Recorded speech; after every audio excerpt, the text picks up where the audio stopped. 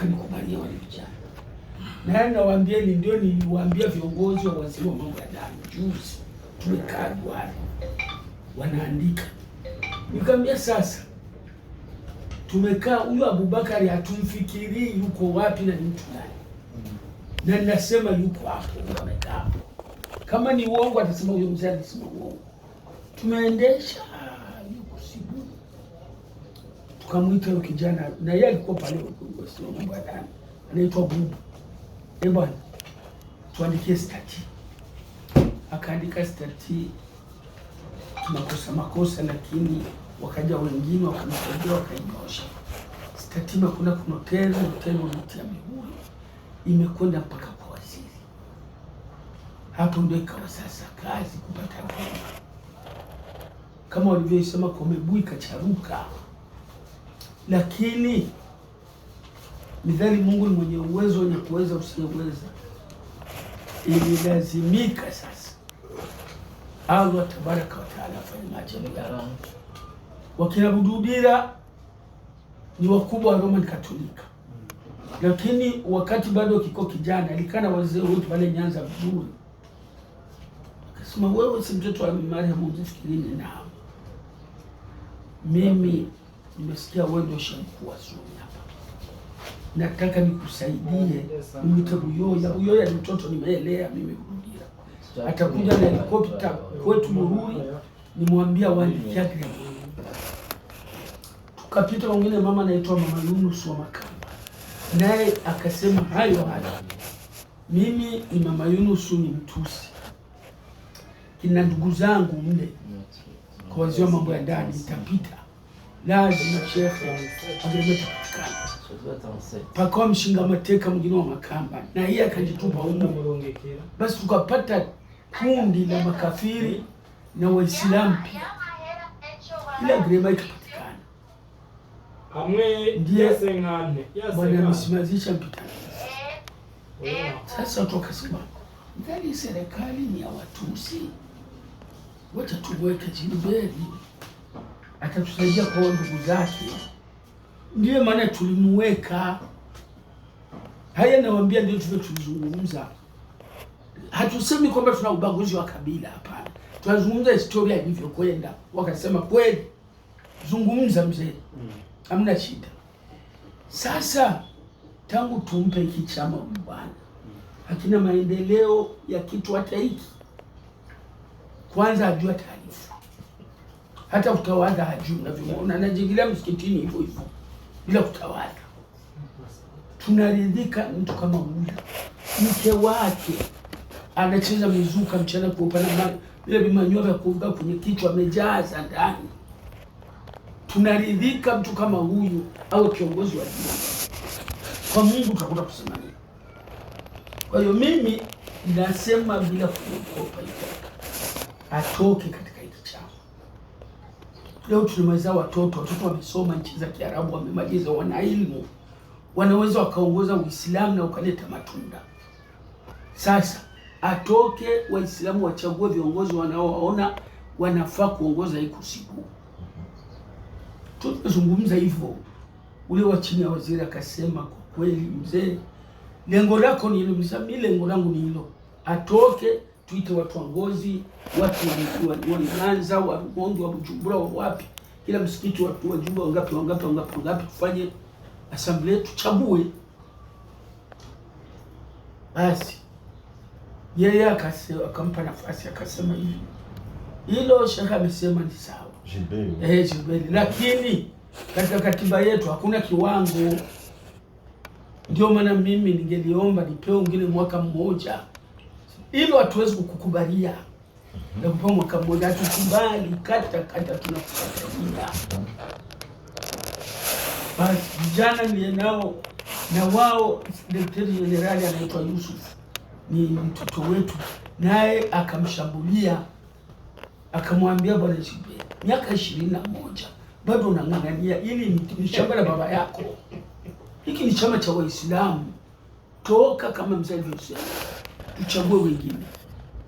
Basi wale waliokuwa nao wakamsaidia, wakasema ndio mzee alianza hicho chama, lakini hapa katikati, na sisi tulisaidia, tulikuwa katika komite executive. Sasa watamtoa tu kama mbwa, apewe kwanza siku. Watu wakasema hapana, tumeshachoka. Jana mmoja Yunus wakasema mimi siwezi kukubaliana apewe miezi 5 6. Hapana. Ndiye yule kiongozi wa chini wa waziri akasema, sasa mzee, sisi tunataka tuende katikati. Huyu bwana anasema mwaka kisha ndiye atoke, wengine wanasema apewe miezi 6.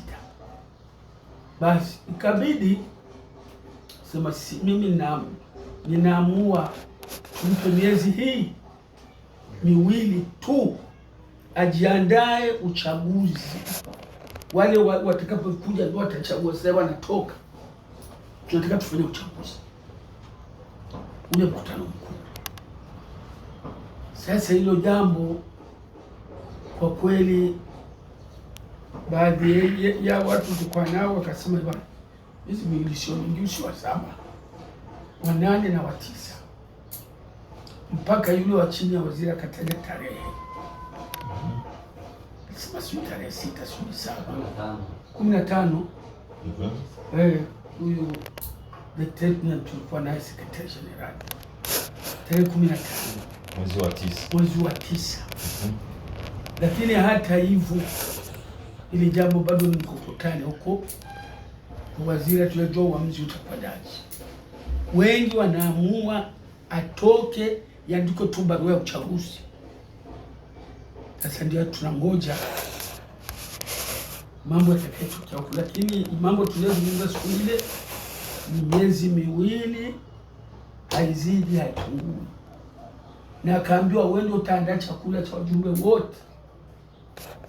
Na ili kunitasaidia. Sekretari akasema wewe ndio una hela. Ana hela huyu. Miaka 21 anatawala chama. Basi serikali kamlazimisha atafute chakula yeye na afanye hicho kikao. Na mimi nikamwambia kwa nimeshaandika barua kutoka katika hicho chama. Serikali ikasema haiwezekani utoke. Wewe utakuwa mle kwa sababu nyinyi ndio komite executive mlianza hiki chama. Mtakitupa vipi? Mzee wewe unarudi. Na mzee Ali anarudi. Wale wote waliotoka watarudi. Ili mfanye uchaguzi mzuri. Basi kwa kuwa tuna imani anataka kutoka, tukasema basi tutarudi, hatukatai, lakini atoke. Tuwezi kutumika naye sisi kwa sababu hana muono, hana maendeleo, kusema anaweza kwenda nje kutafuta misaada. Waarabu wana pesa, zingine hazina kazi, lakini wanakosa marefa wa kuongoza. Amekaa kidogo akarukia mipira. Yeye ni kiongozi wa dini, huko anakuwa kiongozi wa mpira. Hayo tukavumilia. Sasa mimi nashukuru ujio wa kiongozi. Kitu ninachotaka kusema, sisi leo tupo, kesho hatupo. Tutakuwa mbele ya Allah tabaraka wa taala, na kama tutaendelea kusaidia pabovu, kesho kwa Mungu tutaulizwa. Kitu kikishakuwa na watu wabovu wasende kama maendeleo, tukibadilishe, tuweke watu wanaweza kwenda nje, wanajua lugha ya Kiarabu faswaha, wakaenda kutumbea misaada huko, chama kikapata magari, chama kikapata mishahara ya walimu, chama kikapata mishahara ya viongozi wanaokiongoza, chama kikapata vitega uchumi chungu nzima katika nchi. Na hizo fedha zipo nje, lakini wafuatiliaji wako wapi? Hamna katika chama. Kwa hiyo jambo kama hilo tulikuwa naomba, kama watapitisha hiyo miezi 2, ningelikuombeni misabu misikiti ya Sunni wal Jamaa, wajumbe wawili siku hiyo ya huyo mkutano, wote tuseme pamoja, hatutaki jiliberi, tunataka kauli yetu iwe hii, ule bwana atoke ili tuweke viongozi ambao watatusaidia na kuleta maendeleo katika kusibu yetu. Hili ndiye jambo nilikuwa naomba. Nimeshukuru hivi nimekuja. Kesho nilikuwa narudi nyumbani, lakini nilikuwa nasikitika. Namwambia Yusuf, bwana, wewe itabidi upande Ngozi kaonana wakina Sheikh Jafar na wengine, kwa sababu tuwe na umoja, tuwe na letu moja kumwondoa huyu bwana, ili tuweke viongozi mashuhuri. Jambo ambalo nilipenda kuwafahamisheni. Sina zaidi. Assalamu alaikum wa rahmatullahi wa barakatuh.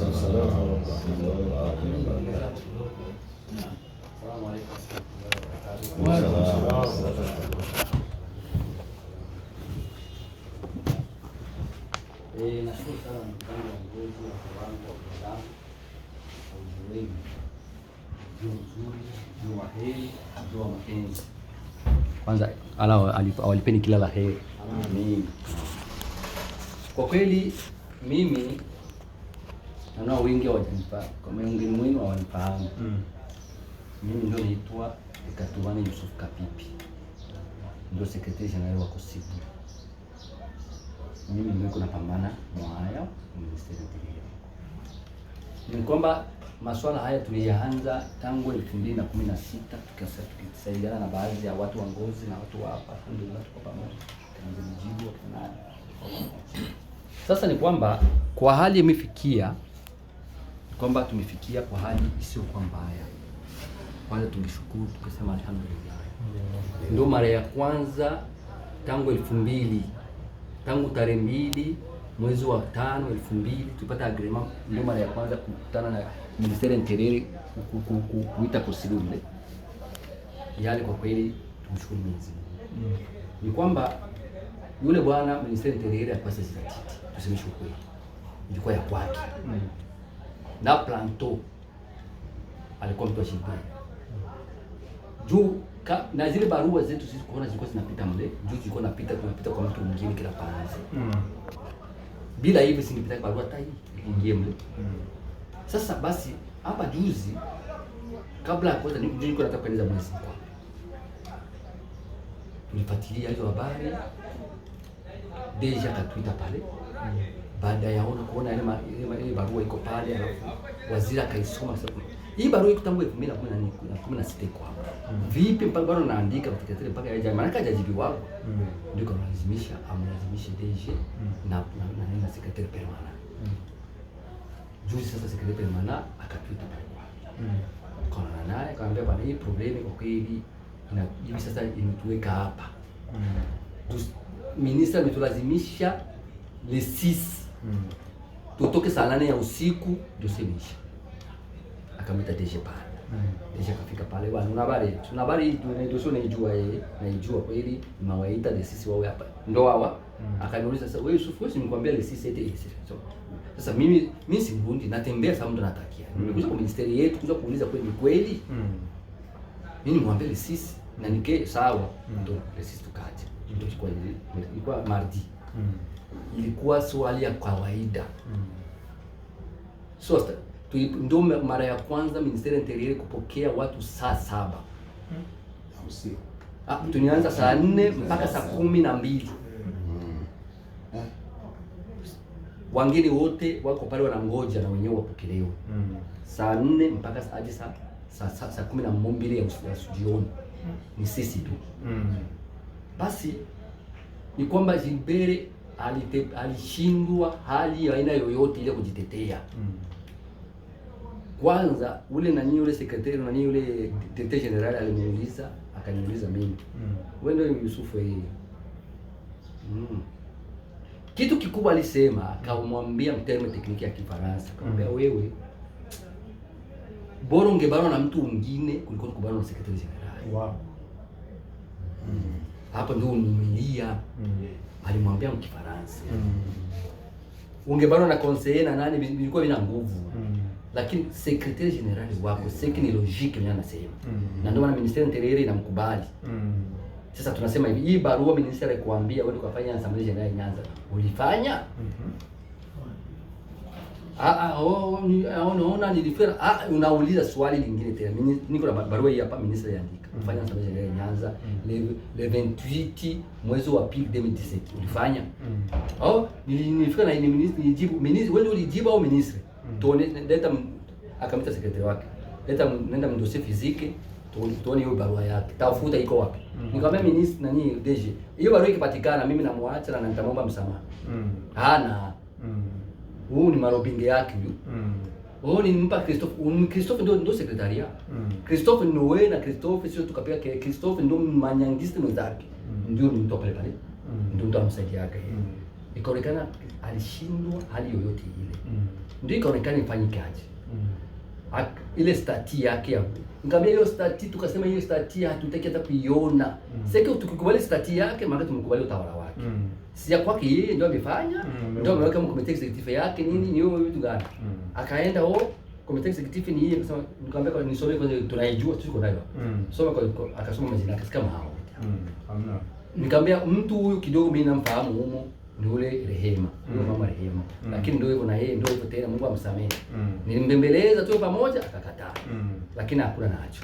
Sasa huyo ndio president wa kila mama. Mimi sikatai. Sasa ikaonekana hivyo decision ati. Wewe mimi barua naichukua. Sika hakuna preve ya kusema kama uliandikia ministeri au minister alikuandikia ya kuvunja ile event habari 28 ili upate president. Hakuna. Ndio kuliko ile hapo. Jo alibu tulikuja kuchukuta alibu na yenyewe ilipataka president ya uongo. Ile ni neno alimwambia. Ndio kuliko yako. Yaani barua ile tizama ile ndosia hakuna maana yake ni ya uongo. Sasa akamwambia wewe kwa sababu ungaiki na hiyo president hivi sasa hatujajua kama ni ya uongo. Unaenda kutayarisha uchaguzi tu. Utatayarisha uchaguzi. Mimi nikamuuliza swali. Mimi DG sasa wewe unasema atayarisha uchaguzi. Atachagulisha? Ndio palikuwa swali hapo. DG akasema una habari. Hilo swala sio la kwetu. Sasa ni ministeri ndio mtacho kudecide de selon barua. Deja kashindwa kile kitu. Jua atakuleta kwa si watu watakumverkuver mafumo kuvertir lakini alishindwa kwa sababu ya igisue. Kuna watu wako nje na wako juu wako na pusi. Jua pale pale kwa program simu. Sasa ikaonekana akamwambia miezi miwili, akamwambia miezi mitano yeye. Kwa basi miezi mitano nitegura assemblée générale eti yeye nitaitoa wapi akasema. Hivyo unataka aibu. Usema una hela wewe. Uko na communauté 21 na una franc. Huyu ni mwizi ana hela. Lazima atayarishe. Deja akasema ni hivyo. Miezi mitano categorique deja kwanza ndio alikuwa wa kwanza kabla taasisi. Nimeshoka. Hii dossier nimelazimishwa leo ishi. Na ina siku nyingi iko hapa. Hatuwezi kumaliza hiyo siku. Tunakupa mwezi. Ndio alianzia. Deja akasema mwezi. Akalia basi miezi mitatu atukubali. Basi tulikwambia akatuuliza sisi deja kambia miezi miwili mvunga kuiti Yusufu na Wandi. Hakuna tatizo. Sisi September hapa 15. Hamna problem. Tukakubali. Sasa condition. Leo ndio nilikuwa kunatoka kwa ministeri tena hivi. Hapa tumefika pamoja. Mimi napaswa kwenda kusinyi kile chegeranyo. Yeye asinyi ndio tumeitwa. Yeye asinyi huko na mimi nasinyi. Ila nikamwambia sasa nyako wa deji. Yeye anasema tusinyie huko kwanza. Amenikubali kama mimi ni nani? Huyu unamkubali sasa. Deja akamwambia unapaswa kumkubali sasa wewe huko hapa kwa ajili yake. Miaka na miaka 22 na moja utafikaga hapa na sasa umekuja hapa wewe unapaswa kumheshimu. Kama secretary general kwa sababu yeye amekufikisha hapa. Sasa kwa hiyo mheshimu, unakuja kusinyia mwe wawili. Yeye anasinyia hapa na wewe unasinyia hapa. Ndio chegeranyo. Sasa ile sigari kishatoka sasa ndio kuna ile madecision ya ministeri atakuwa mle. Sasa hivi sasa pengine problem yenyewe iko wanataka hawataki ile decision ministeri iseme kama atoke tu. Ndio habari ziko huko. Ndio niacha tu wako napambana huko. Yaani wakubwa wanalumbana sasa. Waandike tu hivi na vemo. Hizo za Yeye kusema eti ategure azo tegura secretary general tu. Ngoja kidogo pale. Basi. Ndio habari hiyo. Ndio habari yenyewe imefikia. Habari